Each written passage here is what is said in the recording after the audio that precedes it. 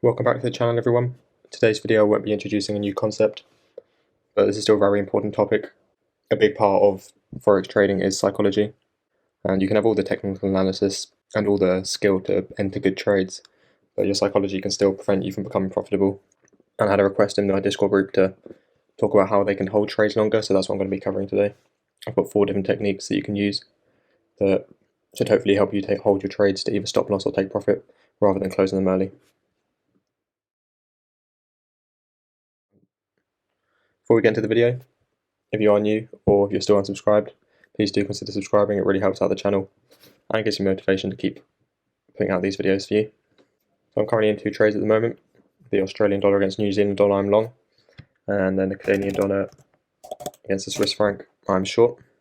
And as you can see, these are quite long trades that I'm holding. When this trade was triggered, it's been 4, almost 5 days. So a lot of people might not be able to hold trades this long, but I mean it goes to the same for the smaller time frames. But I'm going to be hopefully helping you be able to hold trades this long rather than getting out, say here, when there's not much movement, or if the trade looks like it's reversing on you up here. Okay, so the first thing you're going to want to do whenever you enter a trade is you're going to want to have a reason.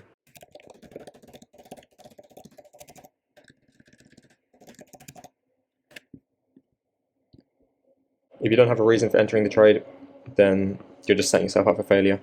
If you're just randomly placing buy or sell orders at places that you're not really sure why you're entering, and you don't have a rule-based strategy, then yeah, you're just setting yourself up for failure. If you don't have a strategy yet, then you can watch some of my other videos, find a concept that you like, and try and create a strategy around it that is rule-based, because then you can backtest it, and then all your entries will follow the strategy, and you won't deviate from it. So for example, this trade, order flow was bearish. It was nice order block here before a strong push down, engulfed all these candles, and then broke this structure down here. So when it came back up, placed my sell limits. I'm currently in this trade running very nicely. Same with this pair. There's a nice order block over here on the 3 hour. Order flow was bullish. Nice indecision candle for a strong push up. Some liquidity created here. And the price pushed up. It doesn't really matter what my reasons for entering were, but I had some, and so if you don't have reasons for entering the trade, then that's something that you need to reconsider.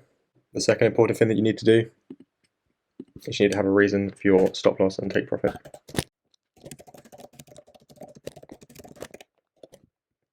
This will allow you to not close the trade while it's running, because you'll have your reason for your stop loss and your take profit. Your reason for your stop loss should be the point where if price reaches that level, then your setup's invalidated. So for me, if price goes above this order block, then for me, the institutions aren't selling in this area, because they won't want price to go above that point, because they've got sell orders up there and they won't want to go into drawdown. So if it goes up there, my setup's invalidated, so that's a very good place for your stop loss to be, whatever invalidates your setup. If you take profit, because the trend is bearish, I'm expecting this low to be broken, and rather than guessing where it's going to reach, it could reach here, could reach here, I'd rather just be certain that it's going to reach this low. And so that's a good place for my take profit in my strategy. And so all this stuff that's happening here, I don't need to worry about, because if the trade's going to hit my stop loss or it's going to hit my take profit, and I know that in the long run it's going to average out to be profitable. There will be times in your trade where you do think, if you're watching it, you might think it's reversing on you. Here you've got bearish structure, but then this last lower high is taken out by this, and you now might think we're going bullish, so you could close at the end of this candle, and then price just continues in a direction, and then you might re-enter aggressively, revenge trading, and then you get stopped out. This is why I just place one trade, let it run. If it hits stop loss, that's fine. If it hits take profit, that's fine. Try and remove your emotions. I know it's hard, but you need to try and distance yourself from the trade and just accept what's going to happen. Because if my trades lose, I don't really care, because I know that in the long run it's going to work out profitably, and losing is just a part of the business. You can't be a profitable trader without losing. Okay, so the third reason then is you can set alerts and get away from the screen. So you can set an alert at your stop loss or your take profit. I mean, you can also set it at key levels to just watch what price does. Maybe if there's a demand zone among here somewhere, you can see if it reacts off that, and maybe close partials at that point. But try, once your trade's running, don't look at this pair anymore.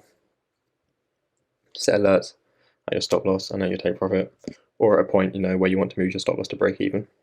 And until any of those alerts are triggered, don't look at the trade. Maybe do some exercise or read a book. I don't know, whatever you want to do. Just do something else. So on Trading View, you can up here set an alert for any price point. If you've only got the basic version, I think you can only have one alert. And then probably the most important one for your psychology, if you are watching the charts, or for when you're picking your entries, is to change the color of the candles.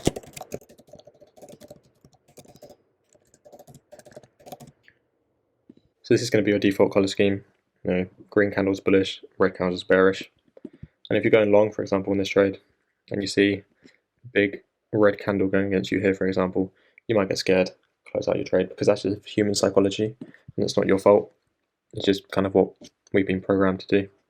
You see it everywhere in the world. Green traffic lights mean go, red traffic lights mean stop. Stop signs are red. Red is generally associated with bad stuff, and green good stuff. So this is why not looking at charts can help. But even for your entries, you see this big bearish candle here, you're probably going to be a bit scared to enter this trade. But what you can do then is change your color scheme. This is one I'm using at the moment. You basically just want anything that doesn't have the color red in it, unless you are experienced. But even if you're experienced, this is just going to help you. Even orange is a bit close, but for me it doesn't affect my psychology.